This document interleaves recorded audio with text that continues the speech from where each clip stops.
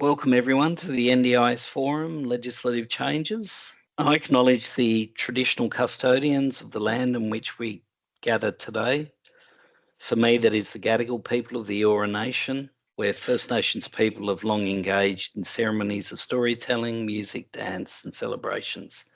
We pay respects to elders past and present and recognise those in the future who will carry the memories, traditions and aspirations of First Nations people. My name's Tony Jones. I'm an NDIS participant and work at SCIA as the Disability Reform and Insights Advisor.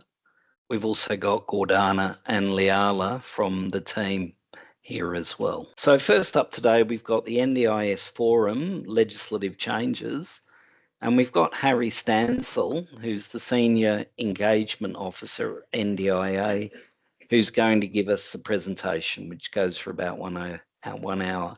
So welcome, Harry, and thanks for joining us, and over to you. Perfect. Pleasure to be here, Tony. Welcome to the information session. So in this session, I will deliver an overview of the changes to legislation. As Tony mentioned, my name is Harry, and I will be your facilitator today. I'm from the Community Engagement and Inclusion team at the NDIA. And then later on in the session as well, we'll be joined by my Assistant Director, David, who will be assisting me today. And just before I begin, I would also like to acknowledge the traditional owners and custodians of the country on which we meet today, and their continuing connection to land, sea and community. I pay my respects to the elders past and present, and I would like to extend that acknowledgement and respect to any Aboriginal and Torres Strait Islander people here today. So just before we begin, we need to respect everyone's privacy. So we ask that you avoid using information that may identify who you are or the organisation you are describing. During this session, please do not share any personal or protected agency information or record or share the session without the consent of all attendees. During this session, only unclassified information, such as details published on the NDIA website or general matters not containing to personal information, may be discussed. At the end of the presentation, we will invite you to place questions about today's topic in the chat feature of Teams, as well as place your hand up during the session as well. We need to respect everyone's privacy, and as this is a public forum, we are careful not to respond to inquiries or questions around individual plans or circumstances which may identify who you are. If you wish to discuss a scenario involving yourself or a person you represent, please contact the NDIA for assistance. We have a dedicated team to answer any questions about the changes to legislation. We will try to respond to as many questions as possible. And that concludes the housekeeping section. Now I will turn to what we're covering in today's webinar.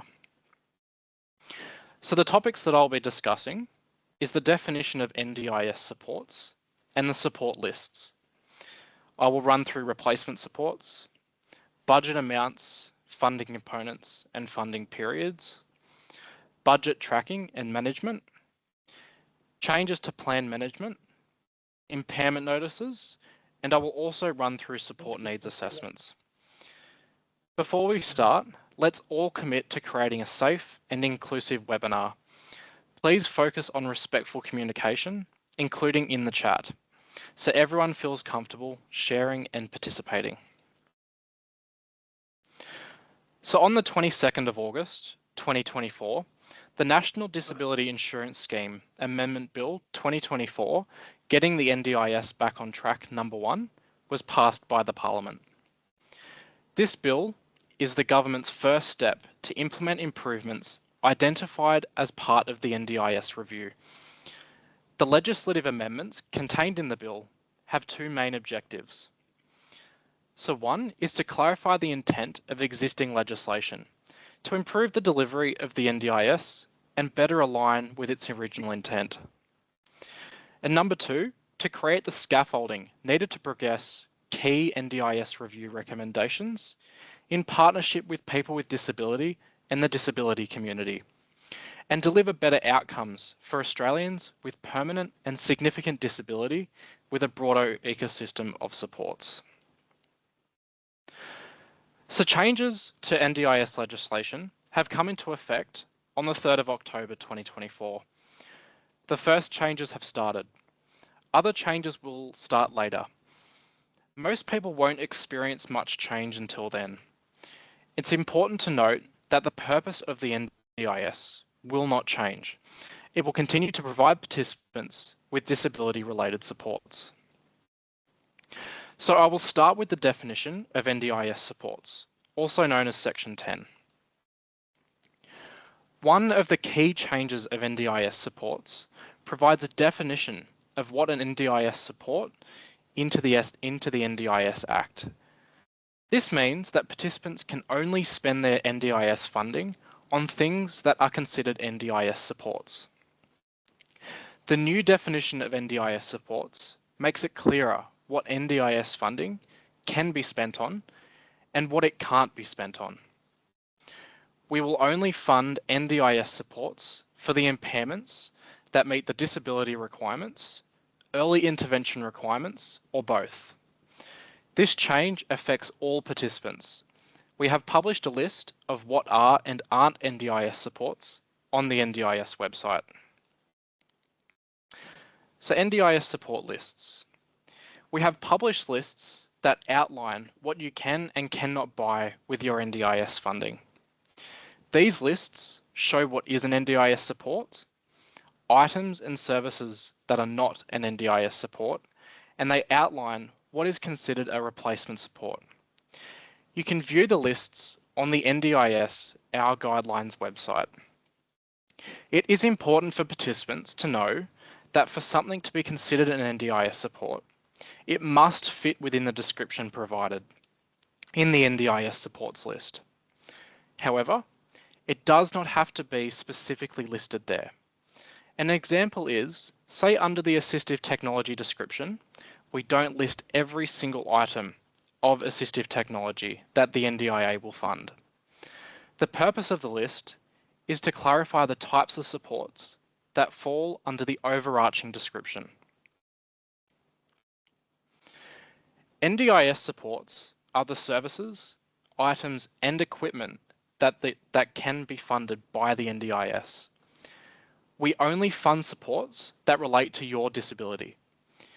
The types of supports that the NDIS may fund for participants include assistance with daily personal activities like preparing food or help with household tasks like cleaning and maintaining your home if you are unable to do these activities due to the impact of your disability.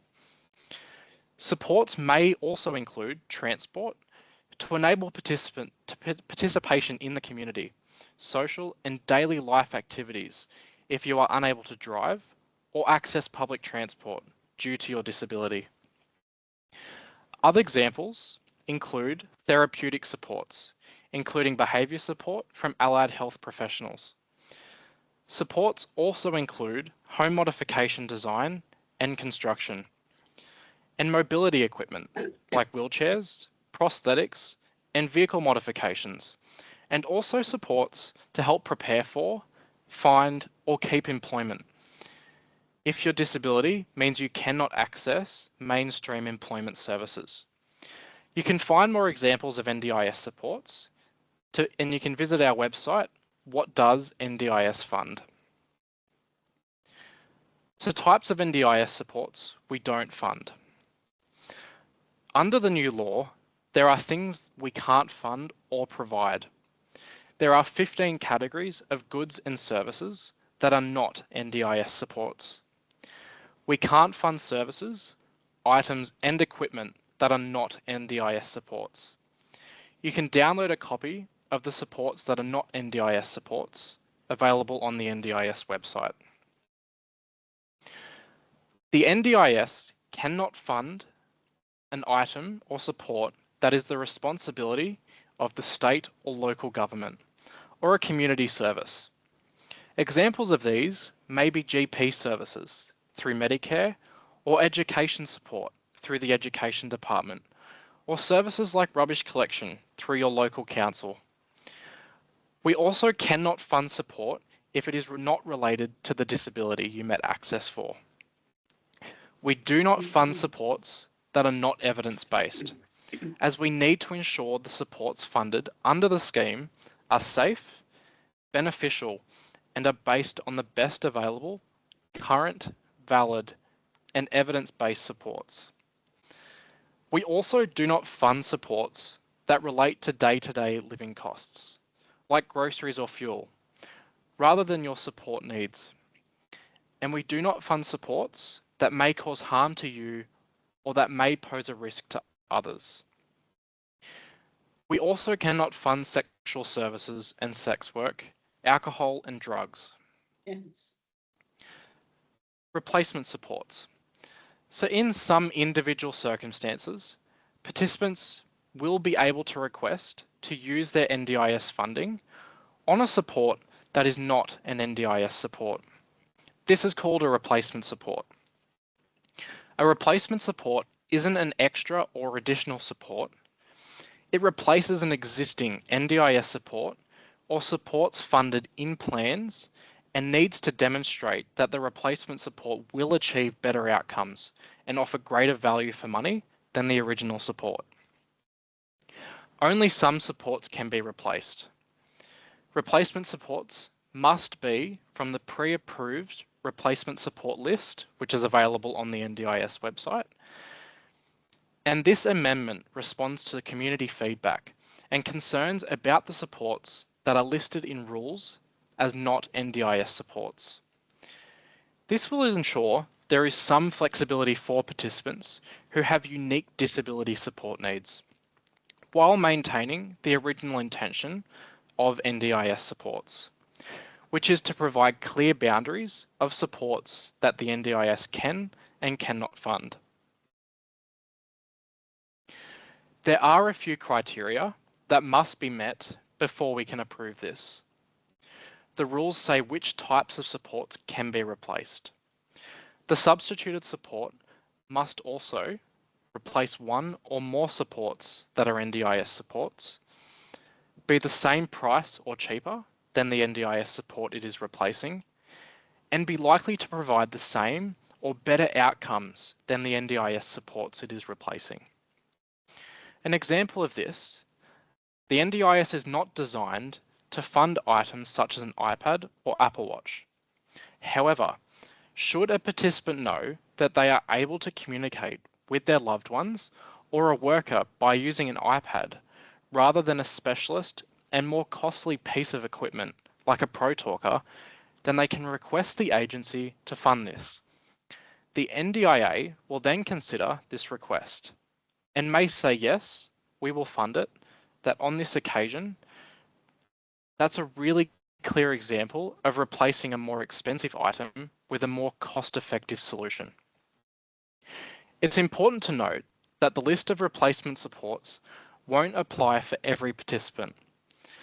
The funding of a replacement support will only benefit some participants who, due to their unique circumstances, are clearly able to demonstrate that a specific item or support will benefit them and provide a better, more cost-effective option.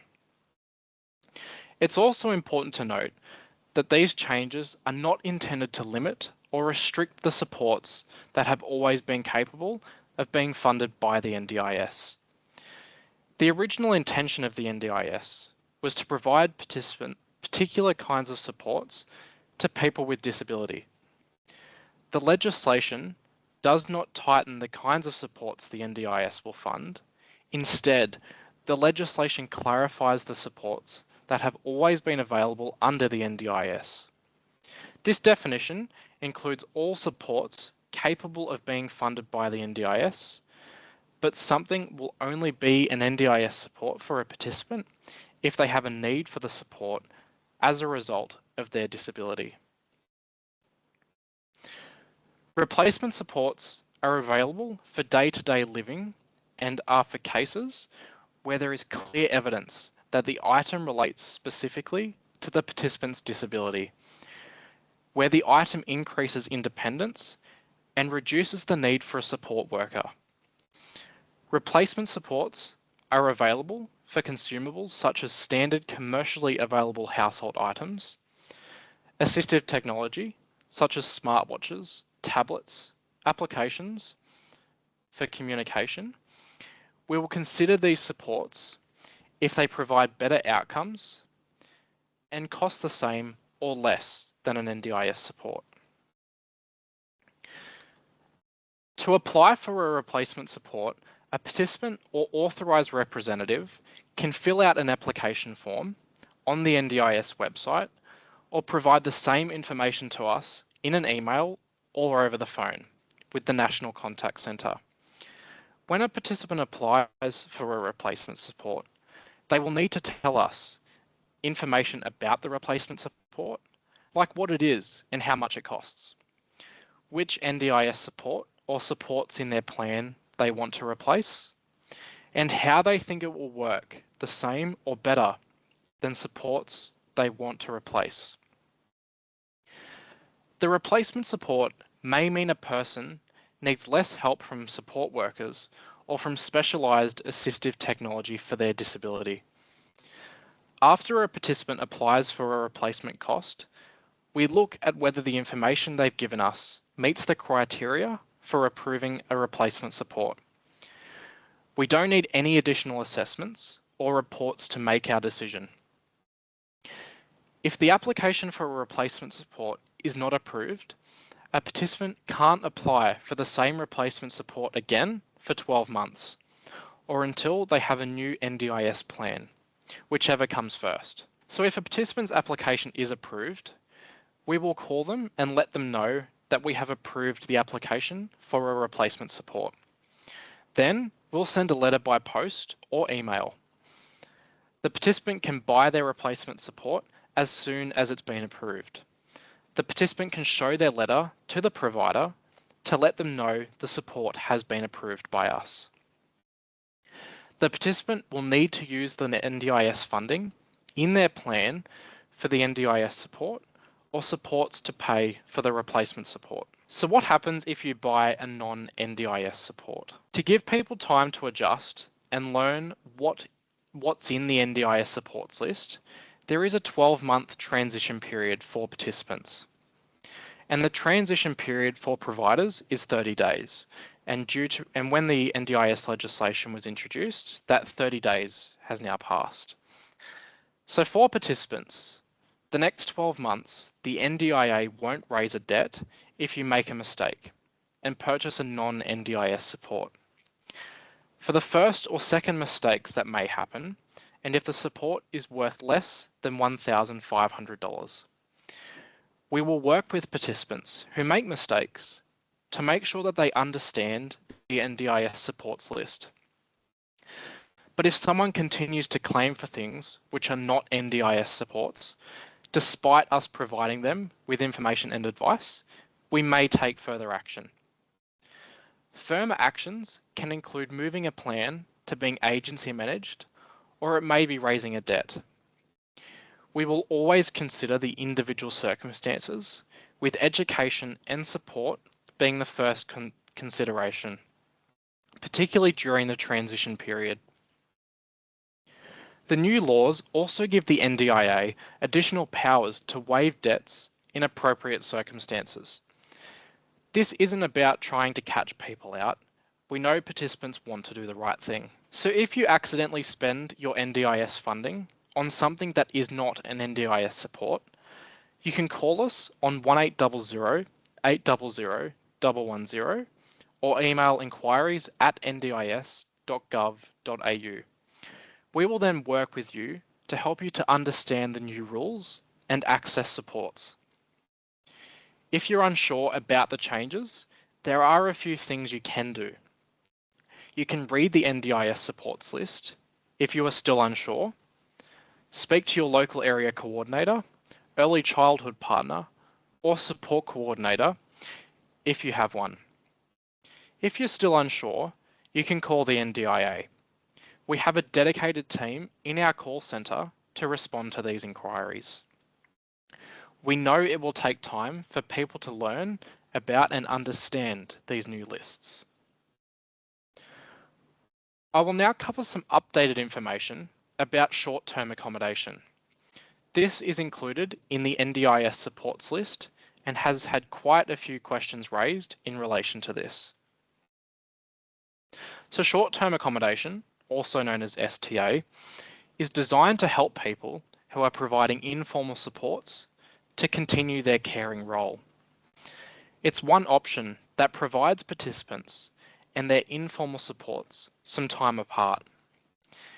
It allows participants to stay away from their homes and informal supports for a short time. It can be funded for up to 14 days at a time to a maximum of 28 days per calendar year. STA funding can be used for assistance with self-care or community access and short-term accommodation. It cannot be used to pay for day-to-day living costs such as food and groceries, lifestyle costs, or travel and transport. You can also visit the NDIA website to find out more information about this. So how is short-term accommodation funded? Short-term accommodation is funded in a participant's core budget if it relates to their disability support needs and where it is reasonable and necessary. It does not need to be stated in a participant's plan. Participants can access STA as part of the assistance with daily life tasks in a group or shared living arrangement. Category on the NDIS support list, the NDIS funds standard rates for STA, which are available in the NDIS pricing arrangements and price limits. Generally, funding for STA is for a group price, unless there is evidence that a participant needs individual support. So what can't STA fund? Short-term accommodation cannot be used to pay for day-to-day living costs, such as food and groceries, lifestyle costs, or travel or items on the list of non-NDIS supports. Participants cannot use STA funding to pay for transport to the accommodation funded through STA. If a participant wants to access STA supports far away from their usual home, the cost of the travel is a day-to-day living cost. They are expected to pay for that separately. Participants should consider this when choosing an STA option that is right for them. Some participants may have funding for transport to an activity or other support already in their plan. If a participant usually needs transport support because of their disability, their provider may include the cost of transport from the accommodation to activities they provide. Short-term accommodation is not for holidays or tourist travel. It is designed to provide participants and their informal supports time apart. STA cannot be used to pay for items on the list of non-NDIS supports. NDIS funding cannot be used to pay for cruises, holiday packages, holiday accommodation and airfares, passports, visas, or travel and vehicle insurance. Accommodation or travel expenses for family members or support workers, theme parks, music, theatre, cinema, sporting events and conferences, day-to-day living costs such as food and meals. Now, in some cases, your chosen provider may include meals as part of your short-term accommodation in a centre or group setting. The NDIS funds standard rates for STA, so you may need to negotiate these costs with your provider. Once you have used your STA funding, you cannot ask us for more. You can find the rates in the NDIS pricing arrangements and price limits. If a participant requires support while on holiday, they can continue to use their usual non-STA supports from their NDIS plan. Participants should speak with their support coordinator, local area coordinator, early childhood partner, or planner if they are going on a holiday and need their NDIS supports delivered in another location. We are also asked if STA is available for participants in supported independent living or living alone. The answer to this is no, it's not. This is because if a participant is living alone or in a supported independent living arrangement, they already have time away from family and informal supports. You can find out more about STA in our frequently asked questions resources, and a new operational guideline around STA will be available in the near future. So budget amounts and funding periods. From the 3rd of October 2024, new NDIS plans will include more detailed information about how the plan's funding is structured and how long it needs to last.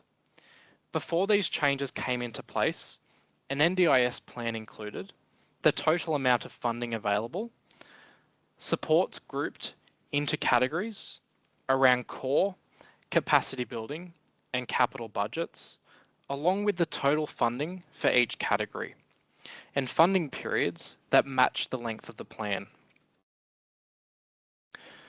New plans will look similar for now. New and approved NDIS plans on or after the 3rd of October 2024 will include a total funding amount for all funded supports in a participant's plan, shown as the total budget amount.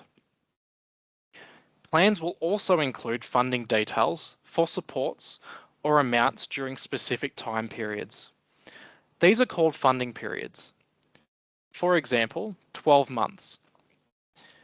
And plans will include a clear funding amount for specific groups or supports within the plan. These are called funding component amounts. Funding components will align with support categories. This includes core, capacity building, capital, and recurring. Or they can apply to a single support. For example, the funding component may outline funding for a motorised wheelchair. To help participants understand their total budget amount, we have developed a budget breakdown that outlines the funding component amounts and the support types, needs, and ratios. The budget breakdown is available to participants upon request. This is just one of the tools the new NDIS legislation provides that enables us to support participants and help them better manage their budgets. Plan and funding period lengths. For now, all new plans created will be for 12 months and will have a 12-month funding period. Later on, there will be options for longer plans, for example, 3 or 5 years, with shorter funding periods applied, for example, 3, 6, or 12 months within them. Any unused funds at the end of a funding period will roll over to the next funding period within the same plan. Plans approved before the 3rd of October 2024 still continue if they are longer than 12 months long. Participants with a current NDIS plan in place will not notice any changes and should continue to spend in line with their plan. The introduction of set funding periods allows for the creation of longer-term plans. We will let you know as soon as this changes. Funding periods will be discussed with participants during the planning process. They will be determined by a range of factors, including personal preference, the frequency and type of supports in the plan, and any potential risks. The NDIA will continue to work with participants to understand support needs, including those that may change quickly, are episodic in nature, or less predictable, to ensure that plans are developed in a way that will support participants to meet their needs. This is being carefully considered to ensure the NDIA systems support the different support needs people have, including how funding periods are applied to different types of supports. For instance, the need for repairs and maintenance of assistive technology may be much less predictable than some other support types. This change helps participants to understand their budgets by clearly showing the total funding available. It outlines how much funding is available for specific supports and identifies exactly how long the funding needs to last.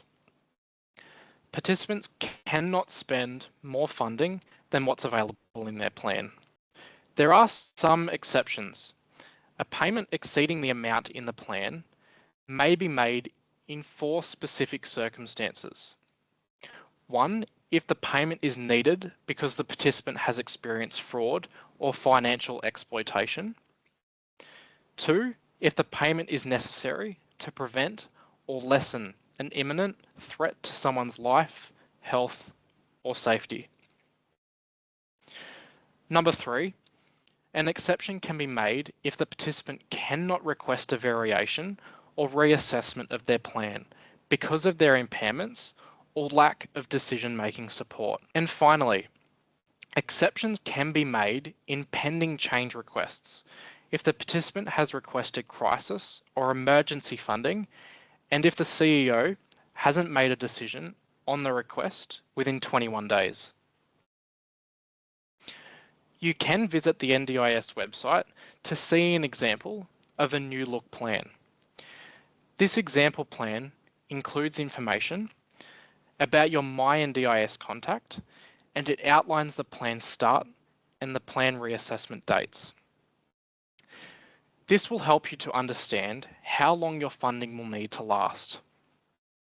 It outlines your NDIS funded supports, including those in core, capacity, capital, and recurring budgets, and tells you if they are self, plan, or agency managed, and also if they are flexible or stated supports.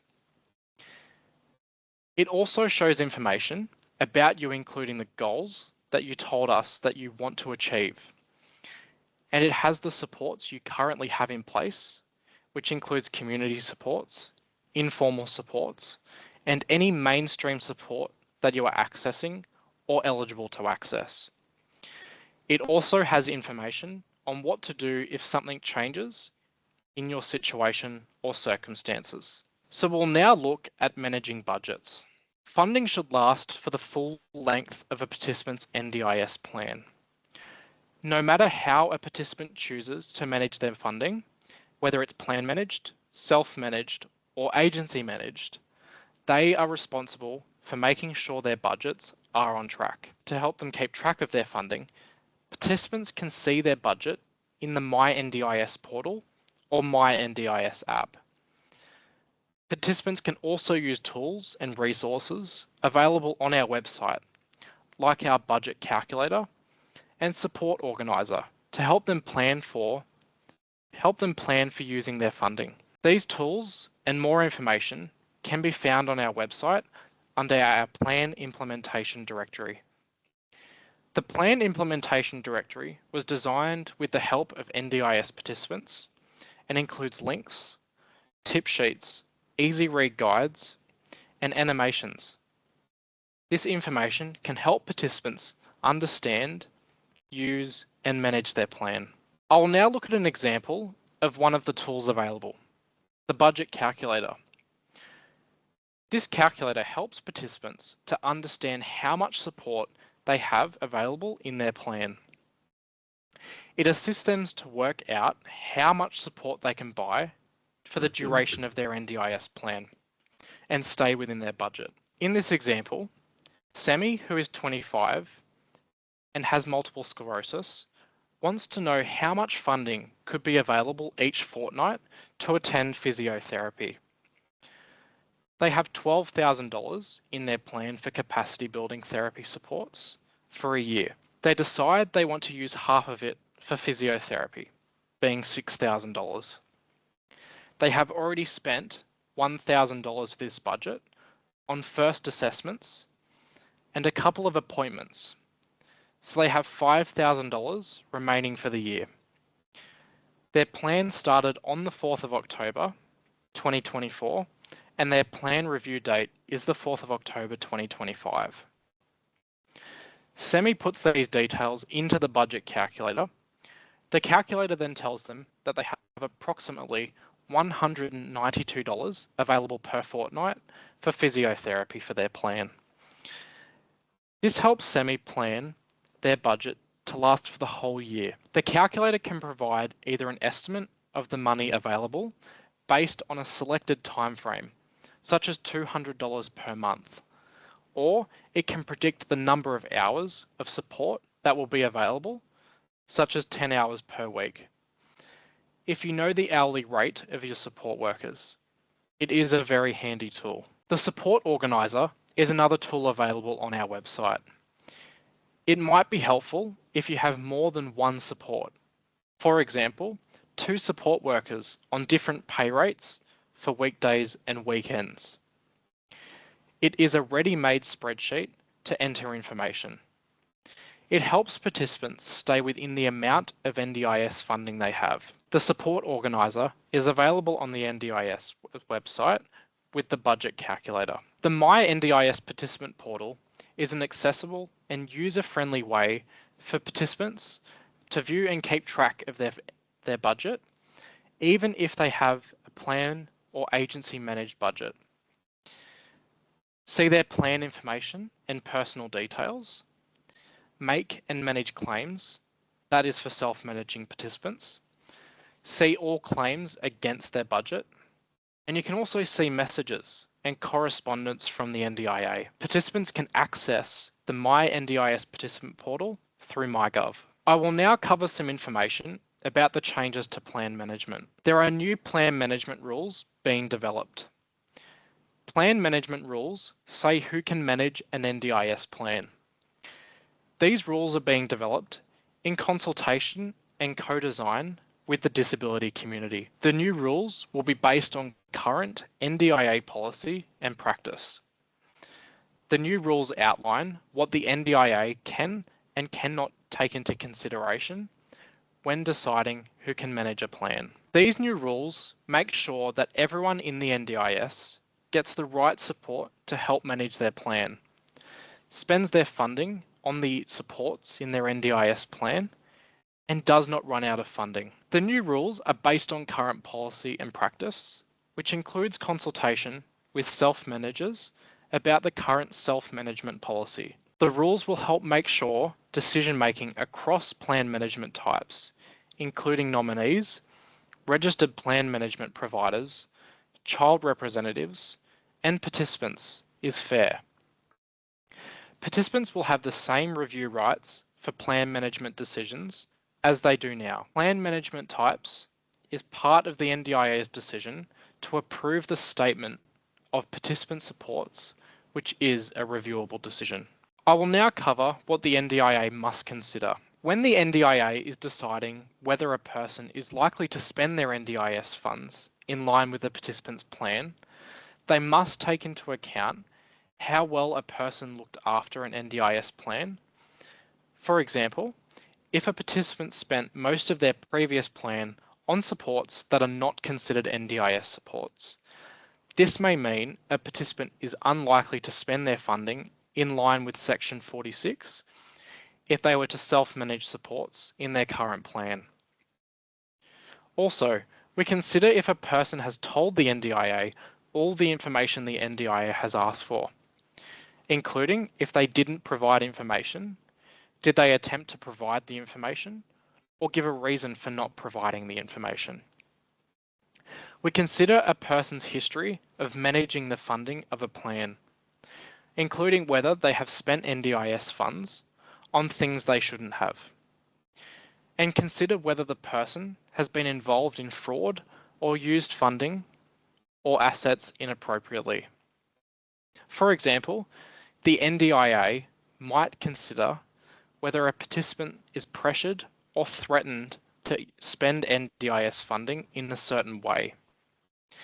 In this case, the NDIA will work with the participant and will think about if additional safeguards have been or can be put in place. This will enable participants to be clear about what they need to put in place to be able to request a different type of plan management in the future. If a person has the skills to look after an NDIS plan, considering any support or assistance the person is likely to have. As part of this decision, the NDIA will think about any supported decision-making supports available or that can be put in place in line with the supported decision-making policy. Any other information raised by the person that the NDIA considers relevant to ensure a participant or person has the opportunity to provide information not listed above. This might include goals to manage money more independently and have supports in place to do so.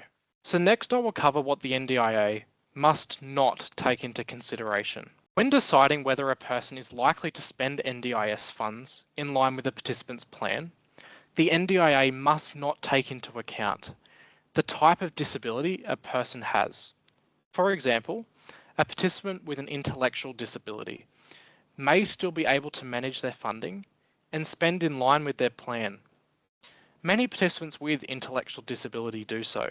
How much money is an NDIS plan or part of an NDIS plan? If a person did not spend all of the money in the NDIS plan in the past, this is to make sure a participant will not be thought of as unlikely to spend in line with a plan based on the amount of funding in their plan. We will also not consider if a person has gone bankrupt and been discharged, meaning they're no longer considered bankrupt.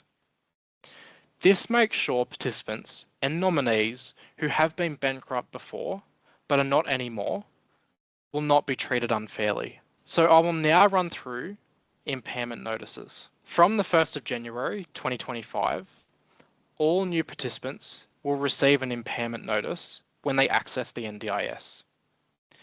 An impairment notice is a document that says the participant has a permanent disability or significant impairment.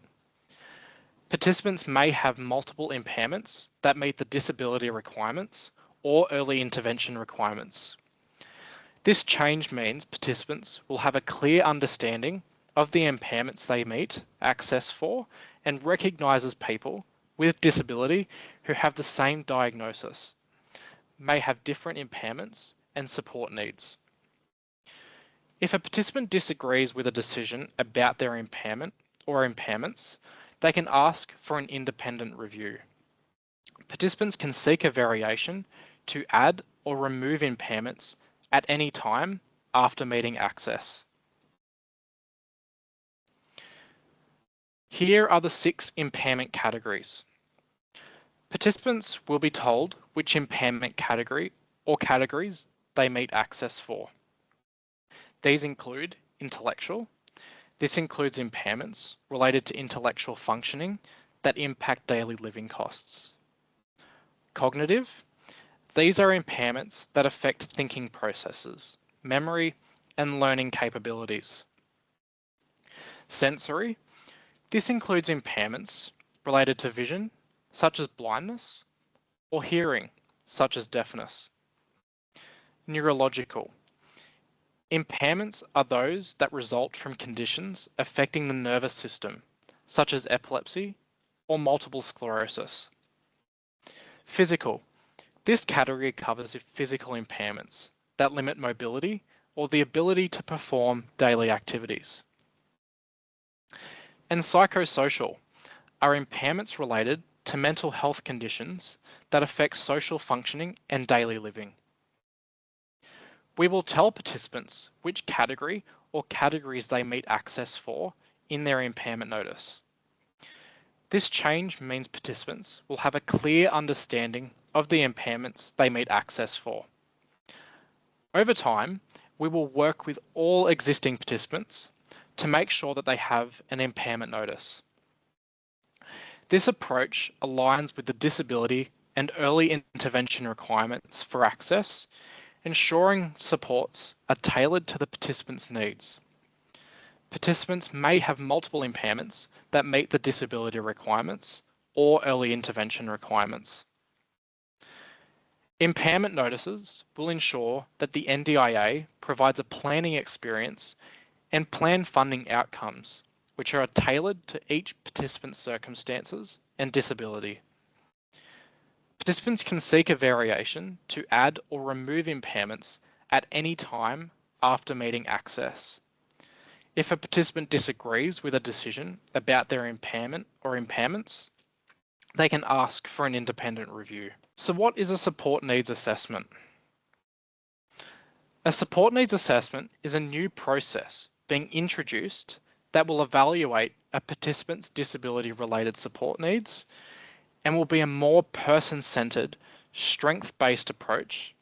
And this allows the NDIS or the NDIA to move away from using the concept of a primary disability, a reliance on functional assessments, and deficit-based approaches to understanding support needs.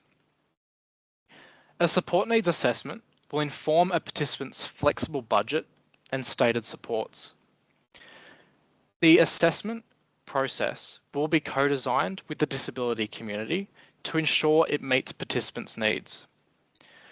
The specific methods and tools for assessments will evolve based on feedback from participants and stakeholders. This change won't come into effect until the process has been co-designed. Assessments will evaluate all of a person's support needs, not just their primary disability. The focus will be on strengths and real-life situations. The outcomes of these assessments will inform how funding is allocated to better match individual needs. Participants will receive tailored support based in their unique circumstances.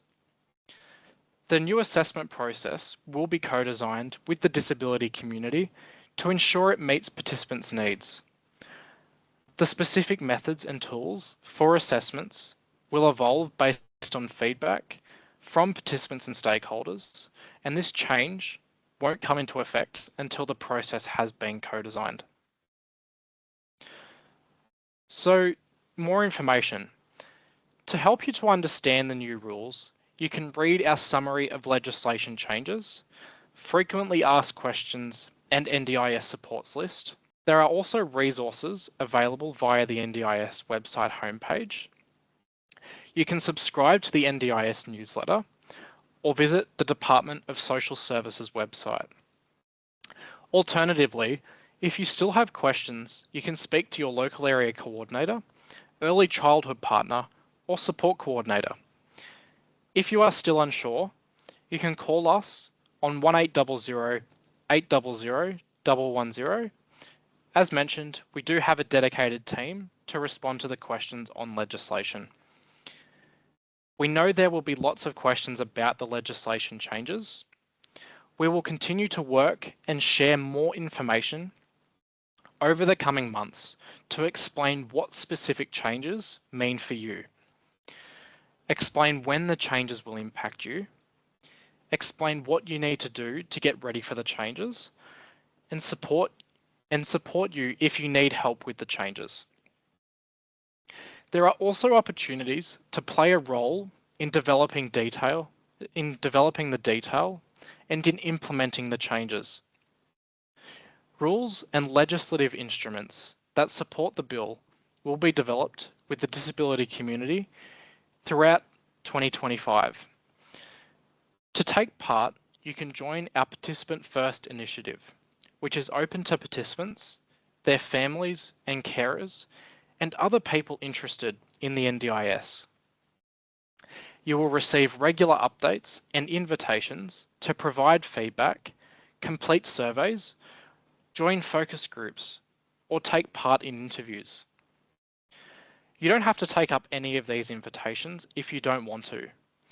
When you join the Participant First engagement initiative, you can help improve NDIA policies, services, templates, communication, and more.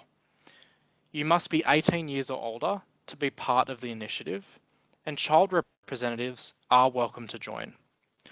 Or alternatively, you can visit the Department of Social Services website for more opportunities to get involved.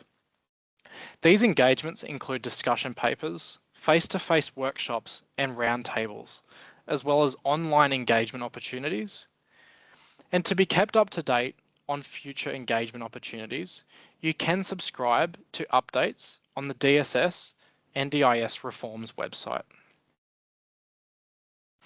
That brings us to the end of the presentation. I appreciate everybody's time.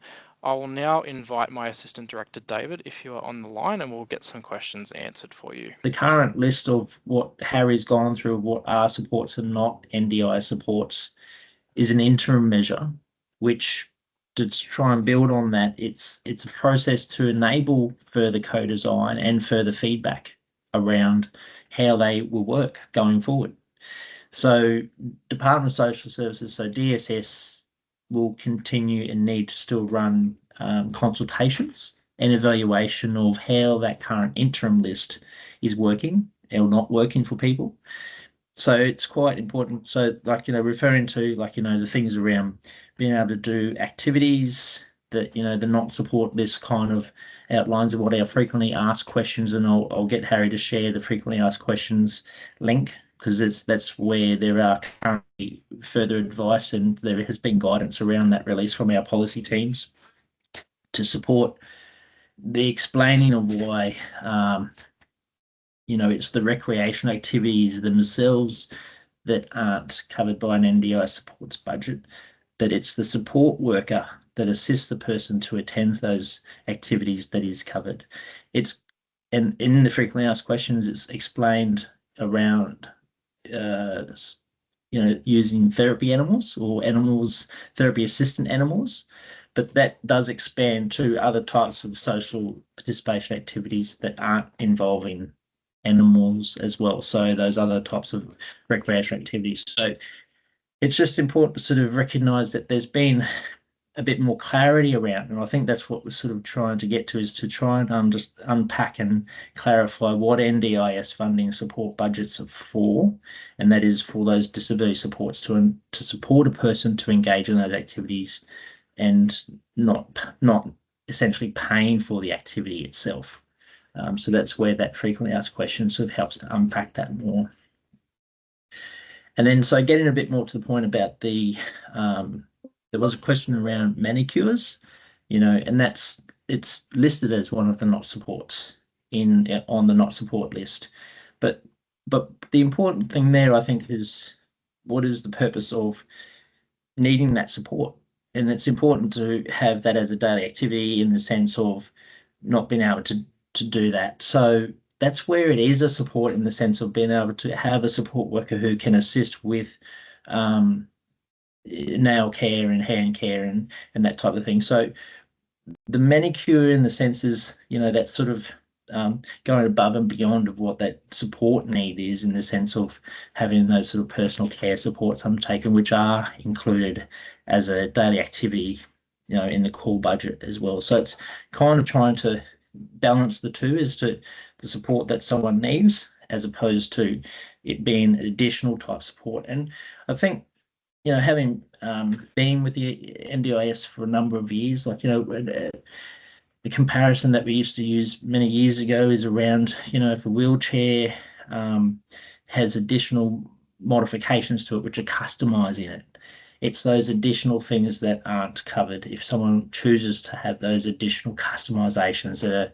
not required for making it what it is, that that it is the standard model, as opposed to the customizations that put mag wheels and that type of thing. So it's an additional sort of cost that's like that, it's that their choice beyond what the sort of NDI support plan. So hopefully that sort of helps to answer those two things, but it gets to the crux of, I guess, how it is that supports can be included in a plan to achieve the outcome that sort of is needed. So in order to sort of look at that, I was sort of looking through the supports list again, just to sort of clarify, where it's at. But with it being that being specifically about the manicuring, and that's on the not list. But I think to come back to Harry's point, it's important to note that it is an interim list, and the DSS process and consultation and working through what is right, how is this landing, how is it working for people, and that there is an approach to support the review of that.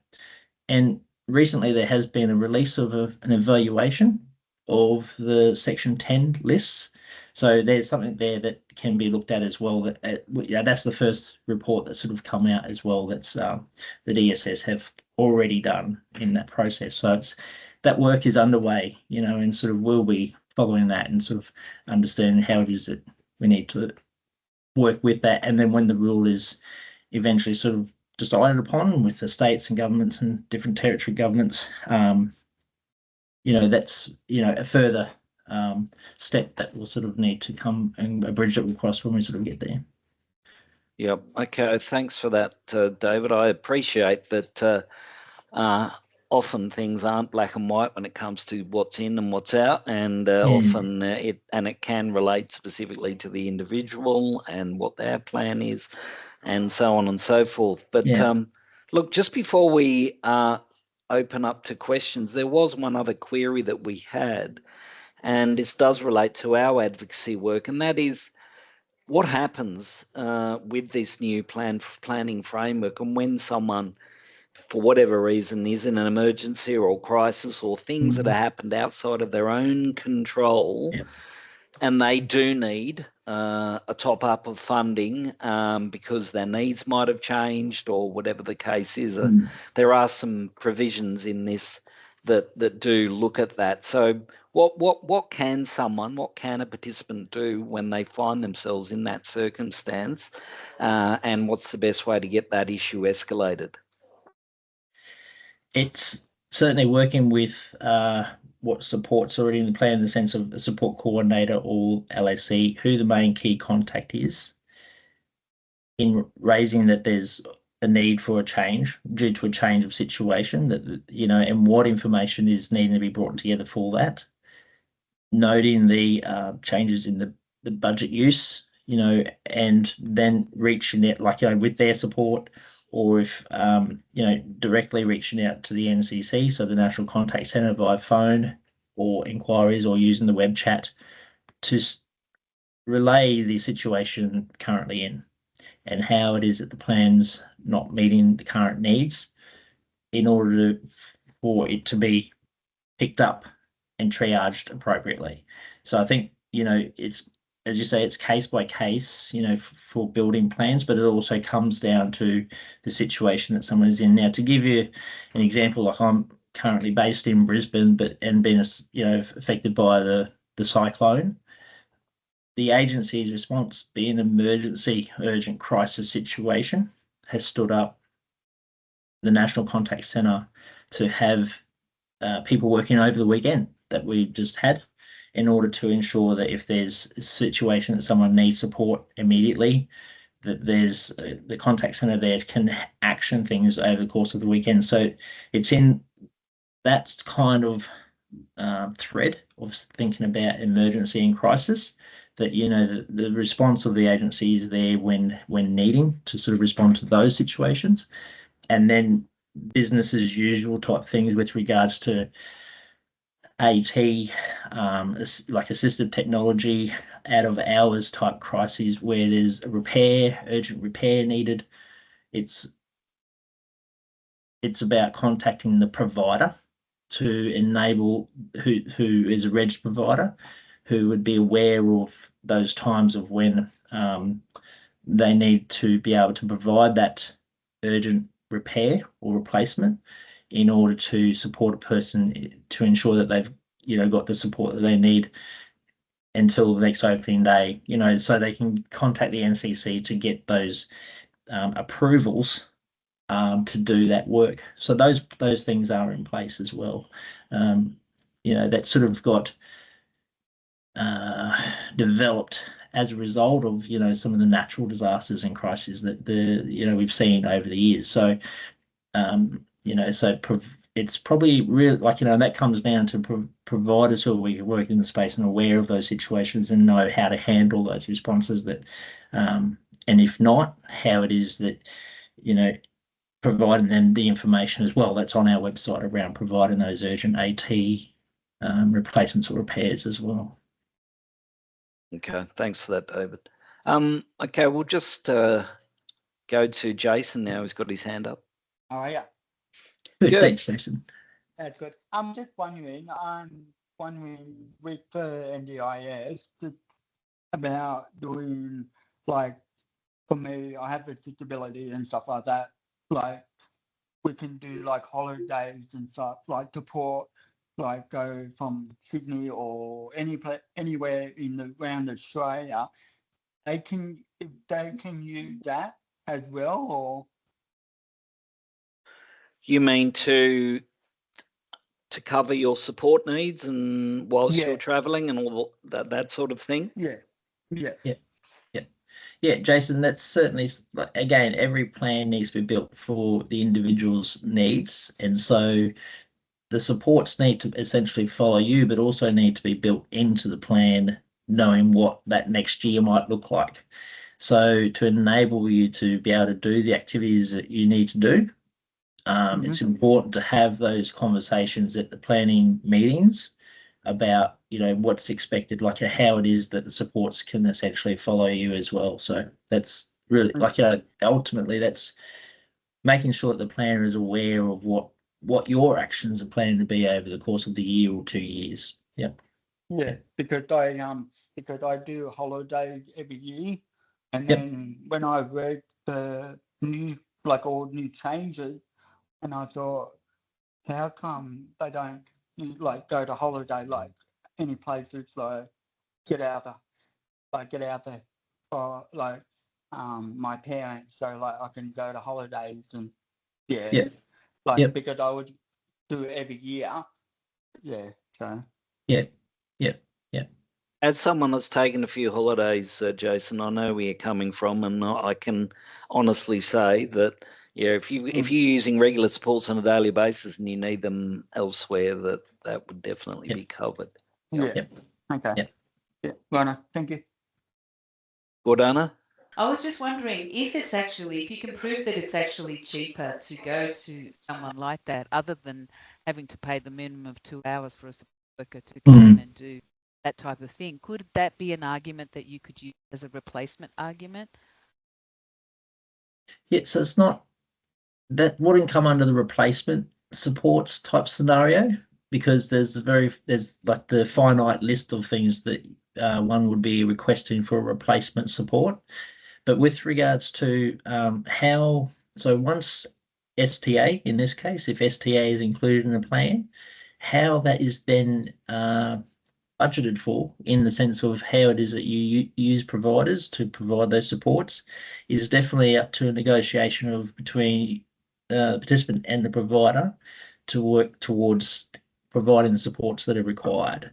And if it's a reduced rate of what the STA rate is, because it's only the hours that are required, then absolutely that agreement is what it is. So it comes down to the service agreement, what really is being provided by the provider that would be claiming from that. So ideally it's around that discussion to work out, well, what is the support that's required while away, or so it's that price is negotiated. So the price and arrangements, price limits document is not the guide anymore as what it used to be. It's basically that's the maximum amount. But what can be done is negotiation between working out what is the right price, and so that therefore get the maximum use out of the plan budget as well. Okay, because I was just thinking, if something's cheaper, and obviously cheaper, wouldn't that be a better option for someone rather than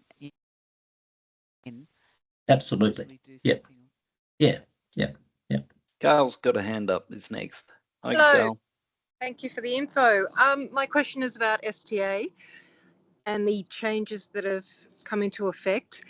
My understanding is you can no longer get a 2-bedroom option, and yet I travel with a male support worker.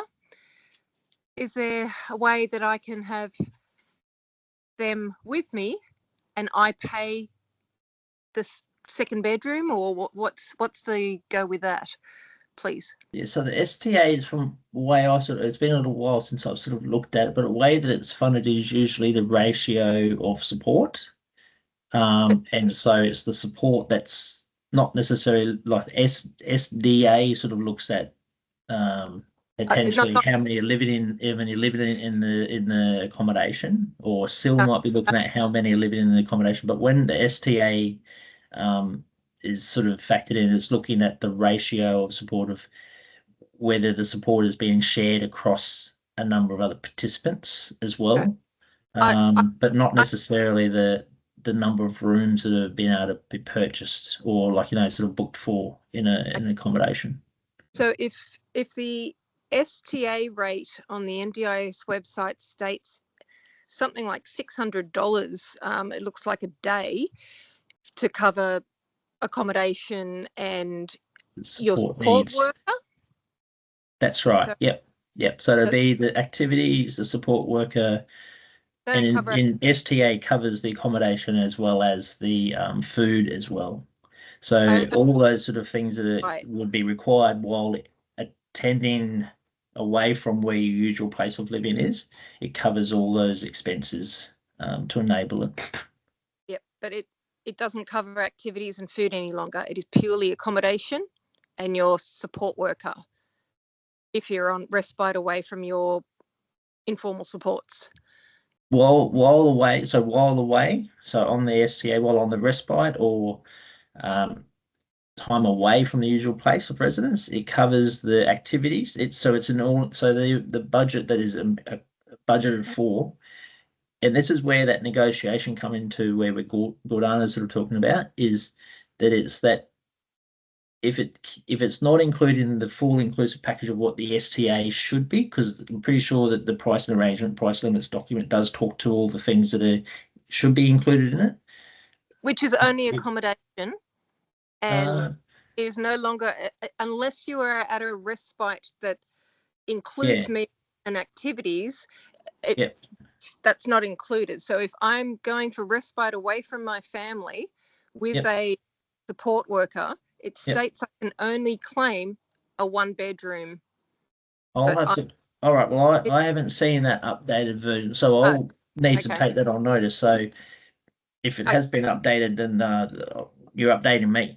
But I wasn't aware of that. Yeah. Okay. All right. But essentially, the way I understand is that it's the STA should be including the everything while away from your usual accommodation, and so the provider who's now providing that STA is basically providing an all-inclusive type supports package. If you go to a respite place itself, opposed to correct. Yeah. Okay. Thank you. That's okay. Yeah. If there's, maybe you can clarify that for us, David, and we can share that with Gail if possible. Yeah. I'll do that, Tony. So terrific. Write that one down. Yep. Thanks, Tony. Thank you. John?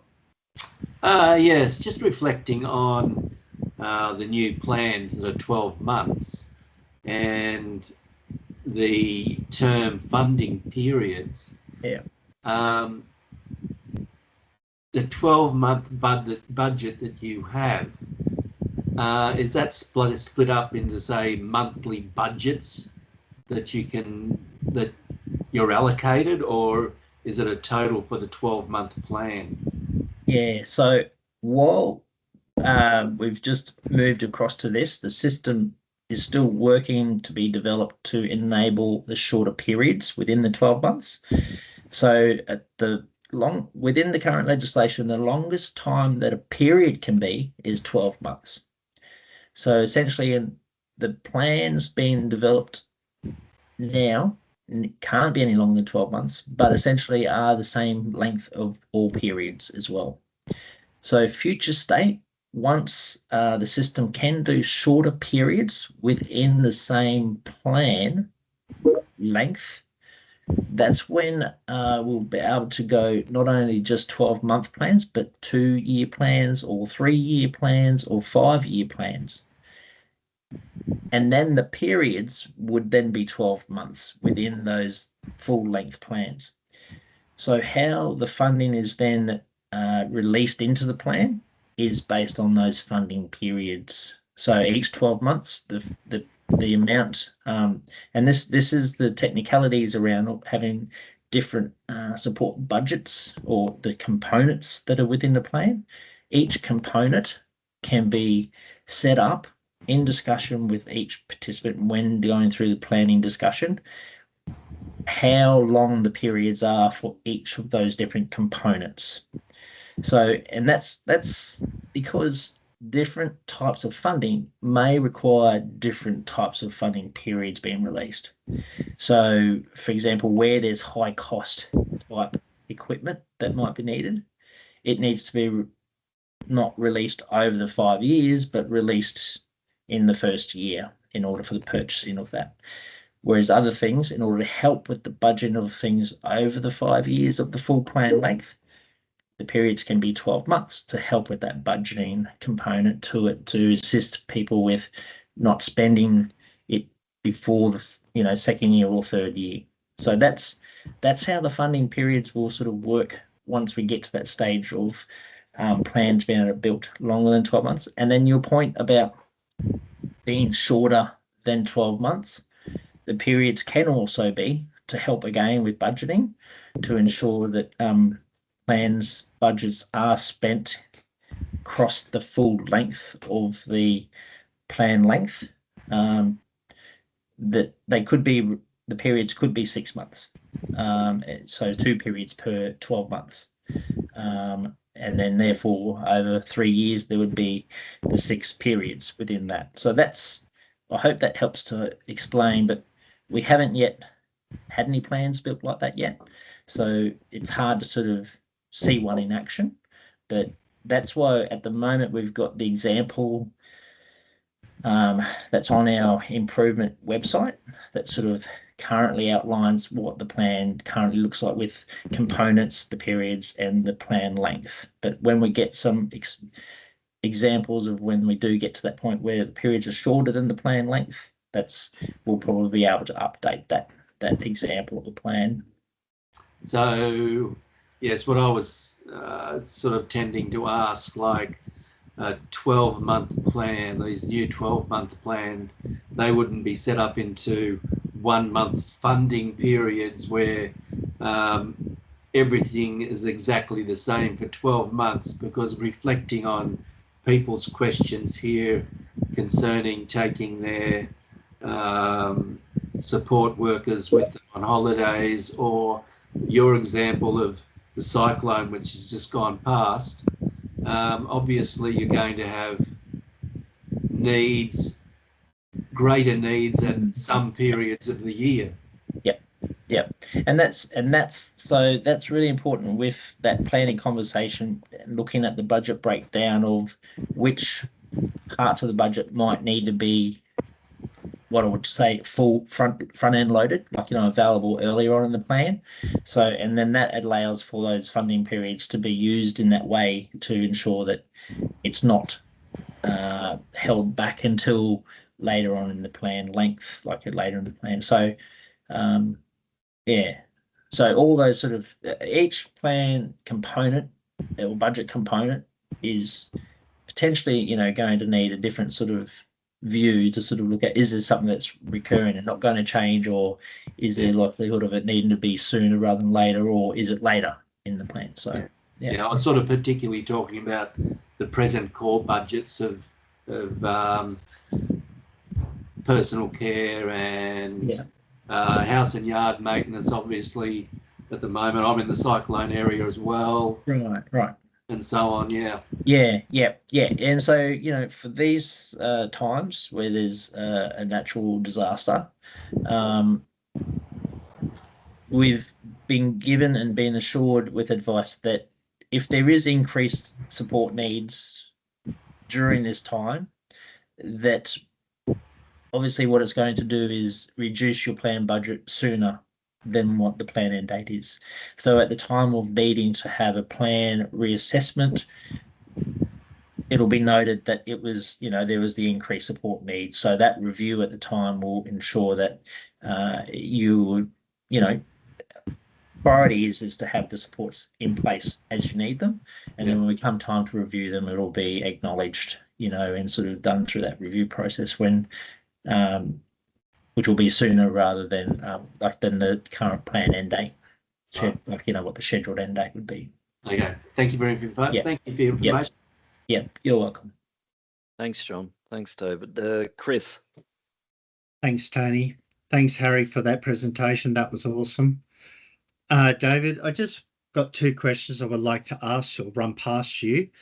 When you talked about a wheelchair replacement, and if the individual would like to change it, put some different colours on there, are you going to go through the baseline of the wheelchair is $3,000? If you wanted to get that colour alteration, that's another $500 on top of your wheelchair, but we won't pay for that modification because you're going to personalise it. Is that your understanding, David? Yeah, correct. That's my understanding. Yeah. So so when getting the AT quote, it would itemise the base model as to what's required, and then any additional customizations that.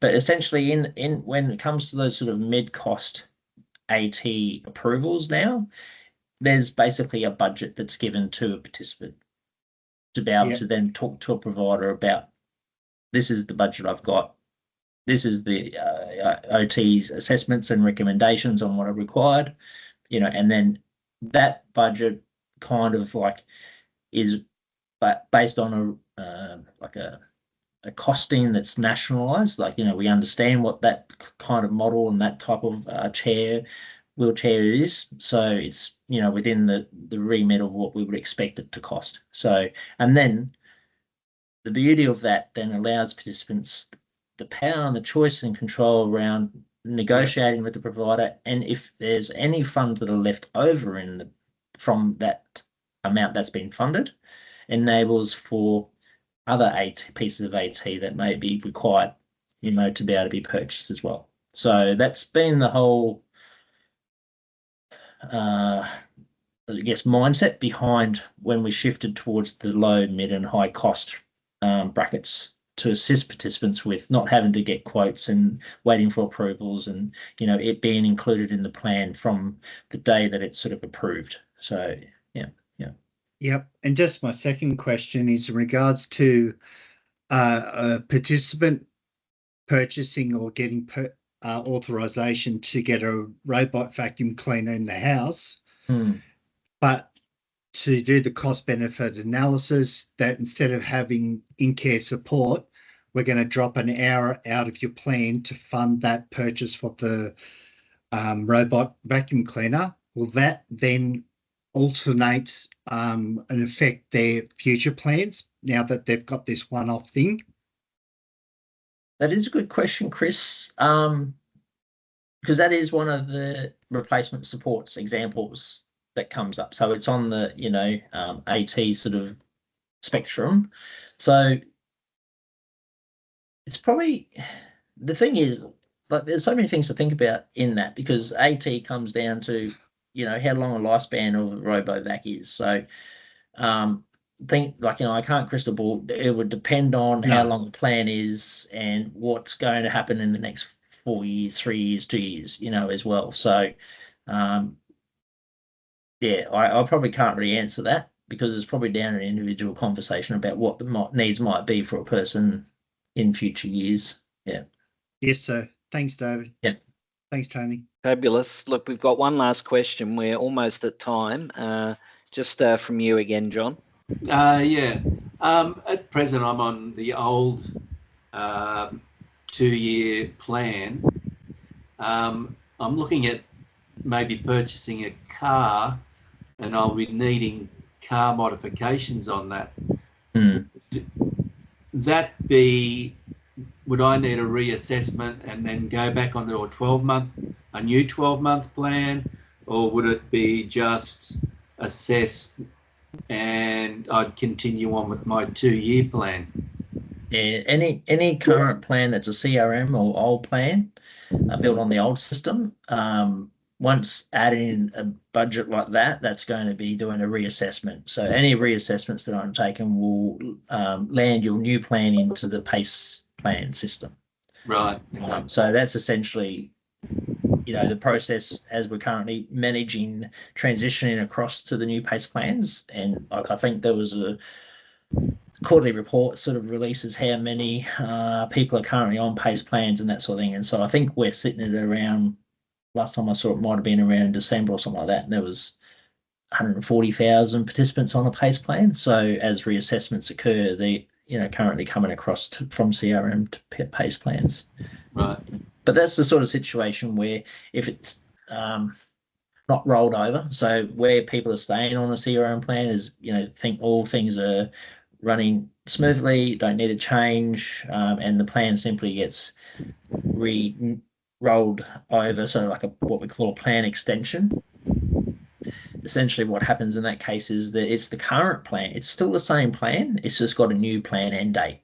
Right. And it's extended for 12 months. So that what was funded for the last 12 months is simply reinstated for the next 12 months. What that does is, if you've got agency managed components within it, it means that the service bookings that you have remain the same service booking, but they need to be extended and increased. So you work with your providers to let them know what the new end date is, which you would find on your provider portal, because you won't be sent a new plan as such, because it's not a new plan, it's the current plan. So looking at the participant portal, you'll see the new plan end date and the new amounts that's sitting there for that entire plan. So they would need to pull across the money that's sitting in the plan that isn't in their service booking into their service bookings. So I hope, that's going back to some really old information that, Yeah. when those extensions sort of happen to help safeguard participants running out of a plan period. So extensions came in a little while ago. Right. Okay, thanks very much. David, No just one last question from Katrina, if you don't mind. Yeah, no worries. Hi, David. Sorry for this last minute question. It's about STA access. And Yeah. I understand now it's only for respite from informal supports. But what happens when your formal support workers take annual leave? For example, I have X amount of support hours, 2 support workers. They both have 4 weeks leave and I'm stuck because I don't have anyone to look after me. What happens in that instance with regard to respite? Because that's when I used to use respite. Right. Yeah, okay. Well, to help you with those periods, I'd probably look at the path of planning for when those are going to be. So when is those annual and those breaks are going to be, and seeing and organising another support worker during those times, whether Not that be as through the easily same. I know. done So, as said. yeah, so it'd be continuing using this, because they're obviously not going to be claiming, or you're not paying them an invoice. So it's like, well, who have you got arranged to be able to fill that gap?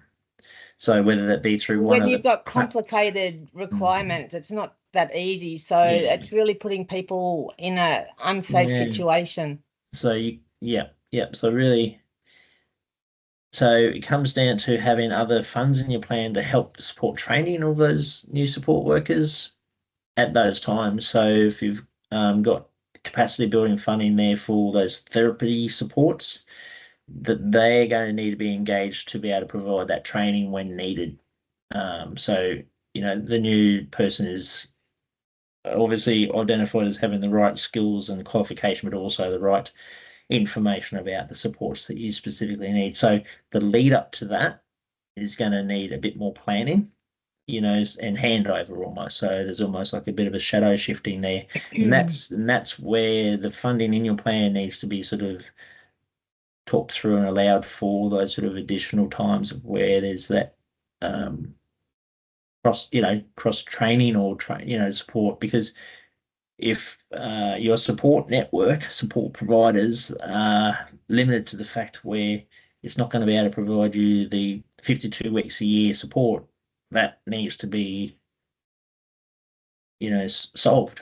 And so but when you've got 2 hours of support a day, for example, sharing that out amongst 3 workers to cover you for a year is unsustainable. No workers are going to stick around. So it's something that I think needs to be looked at, because the alternate is not working.